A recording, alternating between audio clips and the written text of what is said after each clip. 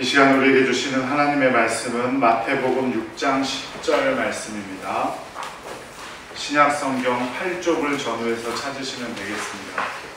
마태복음 6장 10절 말씀 함께 봉독해 올리겠습니다.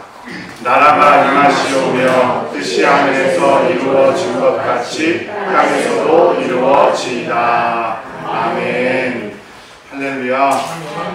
오늘도 수고 많으셨습니다. 우리 옆에 분들과 함께 인사 나누겠습니다. 사랑합니다. 축복합니다. 감사합니다. 오늘 말씀의 제목은 주기도문의 핵심 하나님 나라예요. 말 그대로 오늘의 주제이고 오늘의 전부가 저 제목에 담겨져 있습니다. 이중국적이라는 말 들어보신 적 있으시죠? 이중국적. 혹시 이중국적자 계신가요? 사실 모두 근데 우리는 이중국적자죠. 대한민국에도 국적이 있고 또 하나님 나라에도 국적이 있습니다. 그래서 바울은 빌립보서에서 이렇게 우리에게 말합니다. 함께 읽어볼게요. 그러나 우리의 시민권은 하늘에 있는지라. 이게 빌립보서 3장 20절 말씀인데 우리의 진짜 국적은 하나님 나라에 있다는 거예요. 우리는 대한민국 국적을 가진 사람들이지만 이 세상의 나라보다도 하나님 나라의 국적을 훨씬 더 중요하게 생각하며 살아야 한다는 거죠. 이런 의미에서 주기도문 안에 있는 나라가 임하시오며 라는 기도는 우리에게 가장 큰 의미를 지니고 있습니다. 우리의 진정한 국적이 하나님 나라에 있기 때문에 하나님의 나라가 임하기를 바란다는 것은 쉬지 않아야 할 기도이고 국적자로서 아주 당연합니다. 그런데 우리가 그 자신이 국적하지 않은 나라를 위해서 일하는 사람들을 뭐라고 하나요? 내가 소속된 국적이 아니라 다른 나라를 위해서 몰래 일하는 사람을 간첩이라고도 하기도 하고 스파이라고도 하기도 하고 밀정이라고 하기도 하고. 만약 우리가 하나님 나라의 국적이 없다면 나라가 임하게 해달라는 기도할 필요도 없고 관심조차 가질 필요가 없는데 나라가 임하시오며 라는 기도는 바로 주기도문의 핵심이에요. 그래서 우리는 하나님 나라의 국적을 가지고 있는 사람들로서 하나님 나라를 위해 최우선으로 살아야지 하나님 나라가 아닌 이 세상의 나라 혹은 물질이 지배하는 나라를 위해 살아간다면 그걸 보고 간첩이라고 그러는 거예요. 그런데 이제 하나님 나라 하면은 뭔가 좀 거창해 보이고 이걸 두 글자로 바꾸면 뭘까요? 천국이죠. 천국. 하나님 나라와 천국. 근데 뭐 신학자들은 하나님 나라가 어떤 의미냐, 하나님 나라와 천국은 다른 점이 뭐냐, 뭐 이런 거 연구해요. 그래서 뭐 논문도 엄청나게 많고. 그런데 저는 아무리 많이 읽어봐도 하나님 나라는 그냥 단순히 두 글자로 천국이에요. 주님이 이 세상에 오신 목적이 바로 이 땅의 사람들을 천국의 백성으로 삼으시려고 오신 거거든요. 그래서 십자가에 달리셔서 죄를 용서해 주셨고 부활하셔서 부활의 영광에 참여할 수 있도록 만들어 주신 거예요. 그리고 예수님께서 사역을 시작하시면서 제일 먼저 뭐라고 말씀하셨어요? 하나님의 나라가 어떻게 됐다고요? 가까이 왔느니라 라고 말씀하셨죠. 그리고 예수님이 이 세상 사역을 모두 마치시고 부활하신 후 제자들과 40일 동안을 머물면서 승천하실 때 그 직전에 어떤 말씀을 나누셨느냐? 성경에 뭐라고 기록되어 있는지 한번 볼게요. 사도행전 1장 3절 시작. 그가 고난받으신 뒤에 또한 그들에게 확실한 많은 증거로 친히 살아계심을 나타내사 40일 동안 그들에게 보이시며 하나님 나라의 일을 말씀하시니라. 예수님이 이제 승천하셔야 할 날짜가 40일 딱 남았는데 40일 동안 제자들과 무슨 나라의 일을요? 하나님 나라의 일을 나누셨어요. 어떤 철학자는 내일 지구가 멸망해도 사과나무를 심는다 그랬는데 어떻게 자기의 삶이 한정되어 있다는 것을 알면서도 예수님은 그 가운데 하나님 나라의 일을 전하셨다는 건 그만큼 하나님 나라가 중요하다는 거겠죠. 이런 의미에서 하나님 나라가 주기도문에 있어서 가장 중요한 핵심이다라고 말하는 것은 절대로 틀린 말은 아니에요. 하나님 나라는 주기도문뿐만이 아니라 신약 전체에서 아주 중요한 주제인데 특히 사복음서 안에서 매우 중요한 주제예요. 마태복음에는 천국이라는 단어가 49번 나와요. 하나님 나라라는 이름보다 마태는 천국이라는 이름을 더 즐겨 사용했어요. 그리고 이 말은 누가 하신 말일까요? 누가 하신 말씀일까요? 예수님께서 하신 말씀. 예수님이 그만큼 천국에 대해서 많이 말씀하셨다는 거예요. 천국과 지옥을 인정하지 않는 그리스도인들도 있어요. 그런데 그 사람들을 물어보면 복음이 다 하나님께서 우리를 다 구원하시기 원하시는데 지옥이 어딨냐 막 이런 말을 하시는데 지옥에 대해서 제일 많이 말씀하신 분도 예수님이에요. 성경에 지옥이 등장하는 곳마다 예수님께서 말씀하고 있어요. 또 마가복음에는 16번 나오고요. 누가복음에는 38번이나 반복해서 천국에 대해서 나옵니다. 이처럼 복음서에서 예수님의 입을 통해서 100여 번이나 가까이 하나님 나라라는 말, 천국이라는 말을 기록한 이유가 뭐가 있겠어요? 그만큼 예수님께서 중요하게 여기셨다는 거예요. 그만큼 하나님 나라는 성경 전체의 주제가 되고 예수님 사역의 중심이었고 주기도문에서 역시 핵심이 돼요. 앞에서도 말씀드렸지만 예수님께서는 이 땅에 왜 오셨다고요? 우리를 천국의 백성으로 삼으시기 위해서 오셨기 때문에. 그럼 하나님 나라라는 말은 어떤 의미할까요? 어떤 것을 의미할까요? 나라, 여기서 말하는 하나님의 나라를 영어로 번역하면 킹덤이라고 써요. 킹덤이라고 쓸 때는 어떤 의미가 더 강조된 말이냐면 영토라는 말이 강조된 개념이에요. 나라의 3대 요소가 있죠. 국민과 주권과 영토. 이 영토를 중요시하게 생각한 거예요.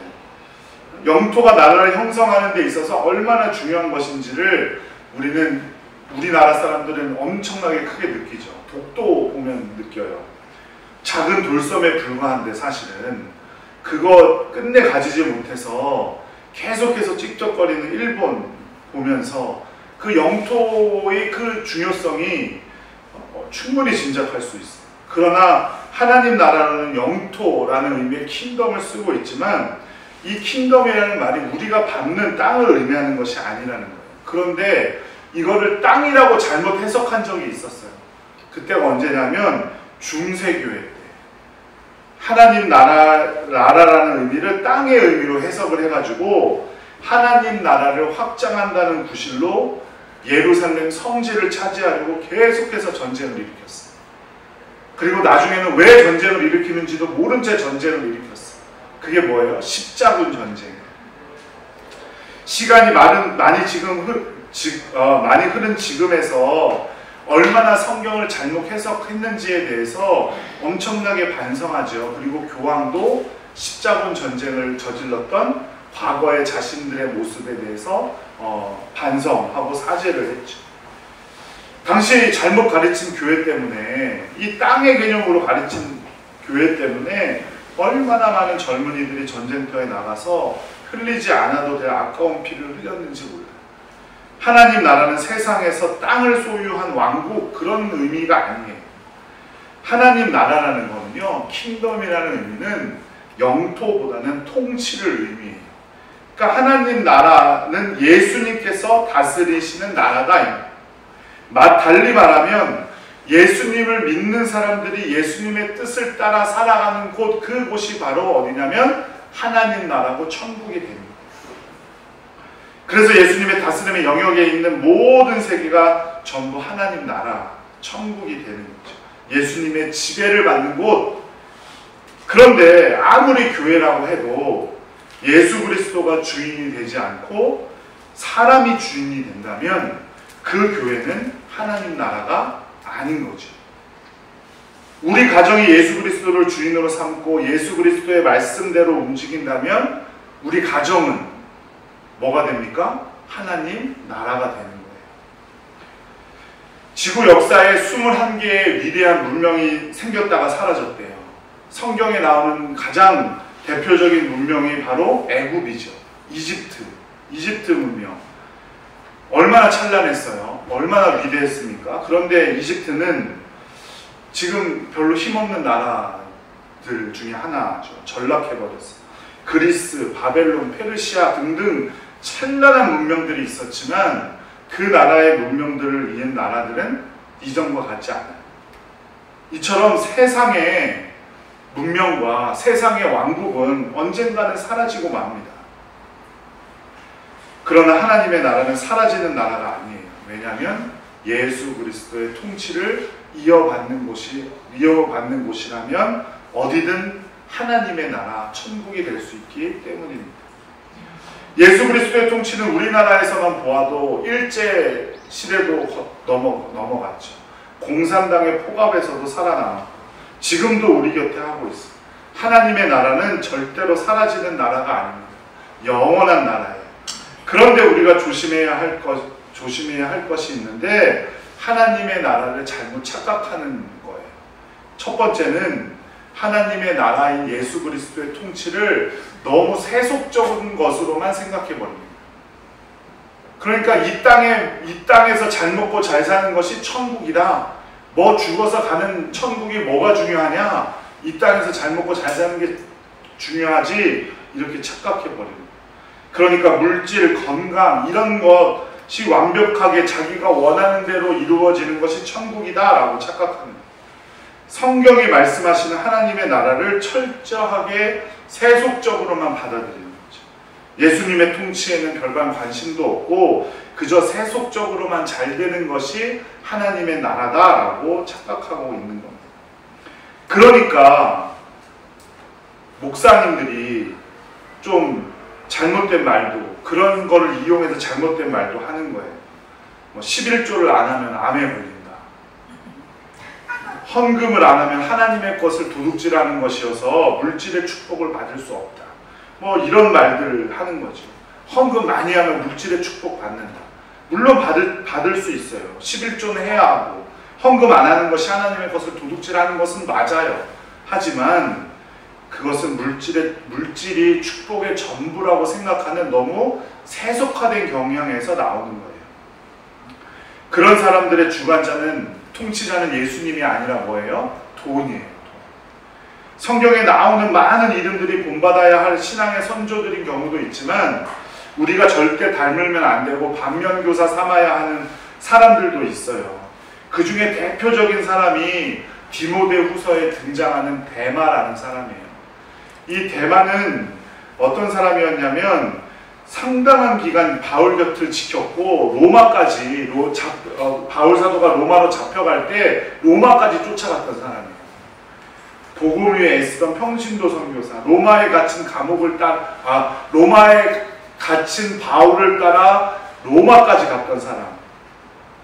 그런데 디모데후서 4장 10절에 이렇게 말합니다. 함께 읽겠습니다. 데마는 이 세상을 사랑하여 나를 버리고 데살로니가로 갔고. 이 세상을 사랑했대요. 데마는 아마도 성경에 자세히 기록하고 있지는 않지만 내가 이렇게 고생해봤자 뭐 내가 물질적으로 잘 되는 것도 없고 바울 곁에 있다가 괜히 나까지 해코지 당하면 어떡하나 열심히 섬기면서도 그런 생각 막 하다가 결국엔 떠나버렸다 이 말이겠죠. 이처럼 하나님의 나라는 세속적인 것이 아닙니다. 하나님의 나라는 분명히 세속적인 것과 관련이 있어요. 하나님께서 물질로 축복을 주시고 건강으로 축복을 주시죠. 하지만 그것이 하나님 나라의 전부는 그리고 핵심은 아니라는 거예요. 두 번째는 첫 번째 착각이 하나님의 나라가 무조건적인 이 땅의 가치로 이루어지는 것이라고 잘못 생각했다면 두 번째 착각은 뭐냐면 천국은 무조건 죽어서 가는 거라고만 생각하는 거예요. 이 땅의 삶과 천국은 아무런 상관이 없다고 생각하는 거죠. 하지만 하나님께서는 천국은 여기도 있고 저기도 있고 우리 가운데도 있다 말씀하셨어요. 예수님께서는. 천국이 분명히 이 땅에도 이루어집니다. 그러니 우리가 뭐라고 그러는 거예요? 나라가 임하게 해달라고 기도하는 것 아니겠어요? 물론 하나님의 나라가 완전히 임할 때는 언제예요? 예수님 다시 오실 때, 재림하실 때죠. 극단적으로 교회만을 위해 살아가는 사람들 있어요. 일상생활은 전혀 돌보지 않고 자기는 천국 갈 거라고 일상생활은 다 내팽개친 채 자녀들도 돌보지 않고 자신의 일상의 의무도 하지 않고 하나님 나라를 잘못 이해했기 때문에 생기는 현상이에요. 무조건 죽어서만 가는 거라고 생각하는 거예요.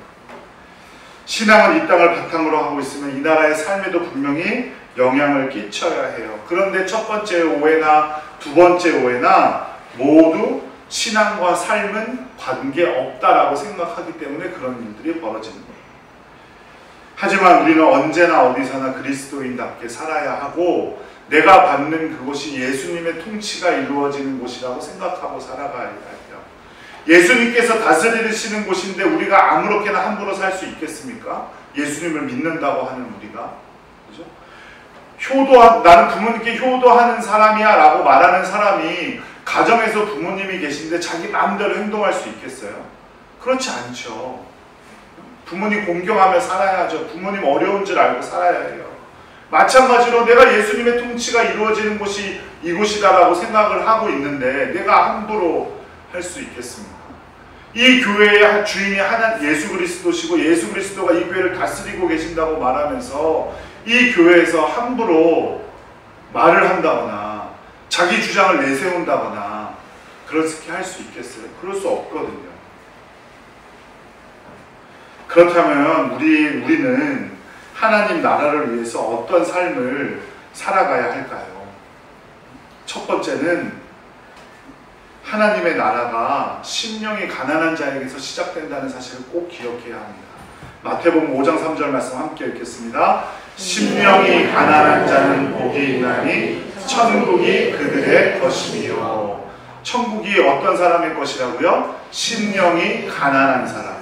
심령이 가난한 사람은 그럼 어떤 사람이에요? 심령이 가난한 사람은 가슴에 품은 지갑에 돈이 없는 사람이 심령이 가난한 사람입니까? 심령이 가난한다는 것은 자신이 죄인임을 아는 사람이라는 뜻이에요. 심령이 가난한다는 것은 자기 힘으로는 아무것도 할 수 없음을 아는 사람이고 예수 그리스도의 통치에서 벗어나면 자기가 아무런 가치가 없는 사람이라는 사실을 아는 사람이에요. 하나님의 능력 없이는 한순간도 자기가 이 땅을 살아갈 수 없음을 믿는 사람들이 바로 심령이 가난한 자예요. 이것을 두 글자로 말하면 바로 겸손. 하나님 앞에서 겸손한 사람. 내가 좀 뭐가 가진 게 많고 내가 권력이 좀 많다고 내가 좀 똑똑하다고 하나님 앞에 자랑하지 않는 사람, 그 사람이 바로 심령이 가난한 사람이에요. 그런 사람만이 천국, 즉 하나님의 나라를 누릴 수 있는 자격이 있는 사람이라는 거예요. 그렇다면 그 사람에게는 어떤 일이 벌어질까요? 로마서 14장 17절 말씀이에요. 함께 읽겠습니다. 하나님 나라는 먹는 것과 마시는 것이 아니요 오직 성령 안에 있는 의와 평강과 희락이라. 그렇게 내가 심령이 가난해서 천국을 누리는 사람들의 삶에는 어떤 것이 일어나느냐? 그저 잘 먹고 잘 사는 것이 아니라 성령을 통해서 하나님의 의가 드러나고, 하나님의 의가 드러난다는 것은 거룩하게 살아간다는 거예요. 평강이 넘쳐요. 평안해요. 어떤 상황이 와도 흔들리지 않아요. 왜냐하면 예수 그리스도가 누구를 다스리시기 때문에 나를 다스려 주시는데 어떤 자가 나를 넘어뜨릴 수 있겠느냐라는 믿음이 있기 때문이죠. 그러니 평강해요. 그리고 희락이 넘쳐요. 기쁨이 넘친다는 소리죠.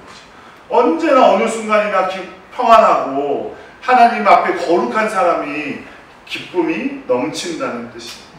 그런 기쁨 덕분에 바울 사도는 감옥에 갇혀서도 기쁨에 관한 편지인 빌립보서를 써서 빌립보 교인들을 위로했어요. 인간적인 상식으로 생각해보면 감옥 밖에 있는 사람이 감옥 안에 있는 사람을 위로해야 정상인데, 사도 바울은 이런 삶, 하나님 나라를 누리는 삶 살았기 때문에 감옥 안에서도 기쁨을 주제로 편지를 썼고, 감옥에 갇혀서도 밖에 있는 성도들을 걱정했던 거예요. 한국교회 초기 부흥사셨던 이성봉 목사님이란 분이 계세요. 저 목포 쪽에서 목포 전라도 쪽에서 이렇게 활동하시던 분인데 북매를 인도하다가 공산당에게 붙잡혔어요. 한국전쟁이 다 이르러서 심한 고문과 조롱이 계속되는 와중에 어느 한 공산당원이 목사님을 끌고 가서 고문을 하다가 천국이 진짜로 있냐고 물어보더래요. 자신에게 천국을 보여달라고. 그러자 이 목사님이 뭐라고 말했냐면, 천국 본점은 내 소관이 아니니까 보여줄 수는 없는데 지점은 내가 보여주겠다. 나를 봐라. 이렇게 고문과 조롱을 당하고 있는데도 나는 너무너무 기쁘다. 그렇게 말씀하셨다는 거예요. 이런 천국은 믿는 자들의 마음속에서 자라서 교회를 통해서 확장돼요. 교회는 완벽한 천국은 아니에요. 교회는 완벽한 천국이 아니에요. 그래서 교회 안에도 나와 마음이 맞지 않는 사람이 있을 수 있어요. 그래서 서로 상처를 주고 서로 아쉬운 것이 있을 수 있고, 아, 저 사람은 나랑 정말 안 맞는다, 이런 사람들이 있을 수 있죠. 하지만 교회는 천국의 모형이기는 해요. 하나님의 나라는 그냥 머물러 있지 않고 확장되잖아요. 교회를 통해서 확장되는 거예요. 한 사람 한 사람의 마음속에서 마음속으로, 그리고 하나님이 다스리시고 예수님이 통치하는 그 나라는 교회를 통해서 복음이 전파되고 복음을 통해서 확장돼 나아가는 겁니다. 우리의 삶을 통해서 하나님의 나라가 실제로 임하고 있다는 것을 다른 사람들이 보고 느낄 수 있어야 하는 이유예요. 하나님의 나라는 확장되어야 하기 때문에. 나를 보고 사람들이 교회 다니는 사람이 왜 저래? 이런다면 그건 진짜 문제가 있겠죠. 문제가 있는 사람이에요. 확장을 가로막는 거예요, 오히려. 아내가 교회를 열심히 다니는데 교회 다니지 않는 남편이 교회 다니나 안 다니나 똑같네. 바가지 교회 다니는 부인이나 안 다니는 부인이나 바가지 긁는 것도 똑같고, 자기 할 일 잘 안 하는 것도 똑같고, 이러면 그 남편이 전도가 되겠냐? 반대도 물론 마찬가지지. 회사에서도 마찬가지. 내가 하나님을 믿는데 주변에서 느끼지 못한다면 사실은 좀 우리가 반성해야 할 몫이 있습니다. 그렇지 못한다면 주 예수를 믿으라, 천국이 가까이 왔느니라 라는 구호는 아주 빈 말에 그치지 않게 빈 깡통과 같은 말이에요. 부장님이 뻔히 교회 다니는 거 다 알고 있는데 그 부장님이 회사 부하 직원에게 갑질하고 그러면 하나님의 나라가 확장이 되겠어요? 어느 대형교회 장로님이 운영하는 큰 회사, 이건 실제로 있었던 일이에요. 큰 회사에 노동쟁이가 생겼어요. 월급이 몇 개월 동안 제대로 지급되지 않고 회사 돈이 부당하게 유용되는 모습이 보이니까 노조에서 노동쟁이를 벌린 거죠. 그런데 이 회장님이 장로님이신데 책도 쓰고 간증 집회도 다니고 자기는 하나님의 선교를 위해 회사를 운영하고 있다, 막 이런 말을 하니까, 그런데 결국 이 장로님 회장님이 그 계열사를 없애버렸어요. 그래서 그 회사 노조에서 어떤 일을 했는지 아세요? 전국에 있는 큰 교회들에게 편지를 했어요. 큰 교회 목사님들과 장로님들께. 참으로 부끄러운 일이 아닐 수 없죠. 정말로 자기가 선교를 위해서 회사를 운영하고 있다면 그런 어려운 일을 겪는 사람들 없게 해줘야 되는데, 그 회장님도 사정이 있을 수 있어요. 제가 그 회장님의 이야기를 들어본 건 아니니까. 하지만 선교를 위해서 회사를 운영한다는 말을 하려면 회사 근로자들의 눈에 적어도 그렇게 비치지는 말아야 하는 거죠.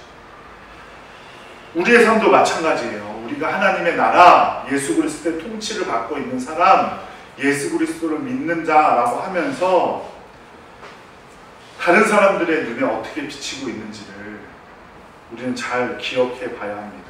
그렇다고 다른 사람 눈만 신경 쓰고 예수님 신경 안 써도 된다, 이런 의미는 절대로 아닙니다.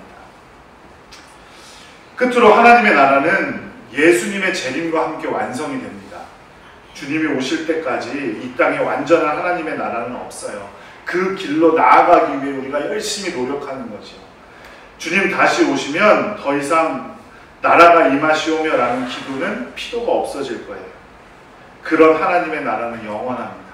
빈부귀천이 없고 압제받는 사람도 없고 모두가 함께 기뻐하고 즐거워하고 평강을 누리고 거룩하게 살아갈 수 있는 나라예요. 저와 여러분이 하나님 나라에서 살려면 지금부터 하나님 나라에 사는 삶을 연습해야 합니다. 하나님 나라에 철저하게 순종하는 사람이 되어야 한다는 거예요. 우리나라 외국 사람들이 우리나라에서 기화하려면 뭐 이렇게 시험 보잖아요. 그것과 마찬가지라는 거예요. 우리가 시험 보는 건 아니지만 이 땅에서의 삶을 하나님 나라가 정말로 완전히 임했을 때 사는 삶처럼 연습하면서 살아가야 돼요. 그렇게 해야 우리 주기도문이 정말 빈말이 아니게 될 거예요. 나라가 임하시오며 라는 거는 예수님 빨리 오세요 이 말이거든요. 그 말이 정말 빈말이 아니려면 지금 여기에서부터 살아야 해요. 예수님 빨리 오세요 라고 말은 그렇게 하는데 행동은 빨리 오시면 큰일 날 것처럼 행동해서 심판받을 것 같고 이러면 안 되잖아요. 그죠? 그 기도대로 행동하는 자가 바로 그리스도인의 제자고 하나님의 백성이라고 할 수 있습니다. 진심으로 하나님 나라가 임하기를 소망하며 순종하는 복된 성도님들 되시기를 간절히 바라요. 천국은 꼭 죽어서만 가는 것도 아니고 꼭 이 땅에서 세속적인 것으로 누릴 수 있는 것도 아니에요. 천국은 예수님 다시 오실 때 우리 가운데 완성됩니다. 우리는 이 땅에서 그 천국을 연습하며 살아가는 거예요. 그러니 우리의 삶 하나하나 아주 작은 것까지 하나님의 백성답게 살아가려는 노력이 필요해요. 그래서 믿지 않는 사람에게 그런 모습을 보여주고 떡도 떨어지지 않고 아무것도 나에게 이득되는 건 없지만 그렇게 살아갈 수 있다는 것을 믿지 않는 사람들에게 보여줄 때 우리는 진정한 하나님 나라의 백성으로 살아가는 삶을 살아가는 거고 우리가 나라가 임하시오며 라고 말하는 고백하는 진짜 고백하는 사람들이 된다는 사실을 꼭 기억하시기 바랍니다. 하나님 나라가 임하기를 소망하며 순종하는 우리 사랑하는 동산교회 모든 성도님들 되시기를 간절히 축복합니다. 오늘 이 시간 함께 기도하도록 하겠습니다. 우리 다 함께 기도할 때 말씀을 놓고 함께 기도하도록 하겠습니다. 기도하겠습니다. 사랑이 많으신